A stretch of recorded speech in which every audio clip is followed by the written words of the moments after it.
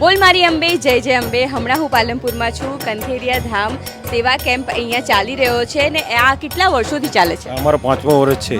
અને કઈ કઈ સેવાઓ આપણે માઈ ભક્તોને આપીએ છીએ? આપણે ગરમ પાણીની સેવા છે, પછી દવાઓની સેવા છે અને 2 ટાઈમ બાજરાના રોટલા અને સબ્જી કઢી ખીચડીનું આયોજન કર્યું છે. અને ક્યાં સુધી રહેશે?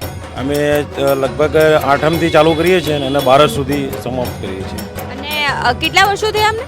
આ 5મો વર્ષ છે. 5મું વર્ષ છે. અને આપણા આ જે સેવા કેમ્પમાં કેટલા સ્વયંસેવકો જોડાયેલા છે? આ રામસેના દ્વારા આયોજિત છે. કંથેરિયા હનુમાનની રામસેના છે ને એમની છે અને છોકરા અમારા લગભગ 135 છોકરા છે.